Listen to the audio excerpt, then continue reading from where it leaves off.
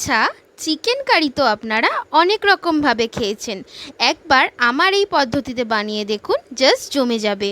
প্রথমে আমি কিছুটা চিকেন নিয়ে নেব, তাতে মিশিয়ে দেব 1 চামচ নুন, 1 চামচ ভিনিগার, 1 চামচ কাশ্মীরি লাল লঙ্কার গুঁড়ো, 1 চামচ হলুদ গুঁড়ো, 1 চামচ গোলমরিচ গুঁড়ো। সব মশলা দিয়ে খুব ভালো করে মাংসটা আমি ম্যারিনেট করে রেখে দেব 30 মিনিট। এরপর আগে থেকে কেটে ধুয়ে রাখা আলু আমি তেলে দিয়ে তাতে নুন আর হলুদ দিয়ে হালকা ভাজা ভাজা করে নেব। আমি আলুটা কিন্তু 30% ভেজেছি। এরপর কড়াইতে ওই আলু ভাজার তেলেই আমি আগে থেকে ম্যারিনেট করা চিকেনের পিসগুলো একটু শ্যালো ফ্রাই করে নেব।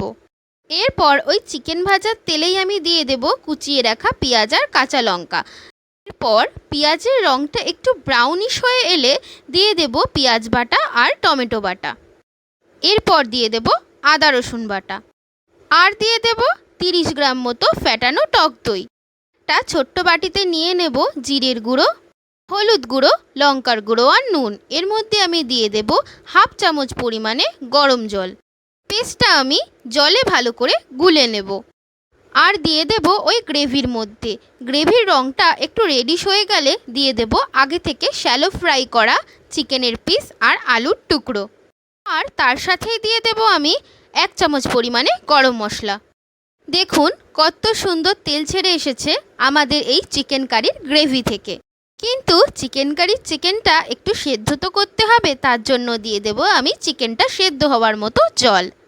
জলটা দিয়েই কিন্তু একটা খুন্তির সাহায্যে আমাদের একটু ওটাক পাটাক করে নিতে হবে। দেখুন কত সুন্দর দেখতে হয়েছে আমাদের আজকের এই চিকেন কারি। শুধু দেখতেই কিন্তু নয়, খেতেও কিন্তু হবে একদম রেস্টুরেন্ট স্টাইলের মতো।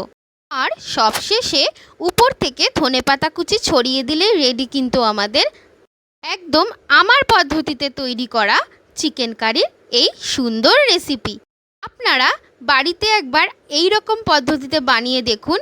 সত্যি বলছি, থালায় যে কটা ভাত নিয়ে বসবেন তার থেকে কিন্তু দ্বিগুণ খেয়ে উঠবেন আমার এই পদ্ধতিতে একবার রান্না করে দেখলে। আর দাঁড়ান দাঁড়ান, যাচ্ছেন কোথায়?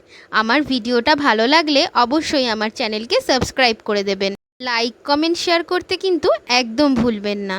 দেখা হচ্ছে আরেকটা নতুন রেসিপি নিয়ে। টাটা।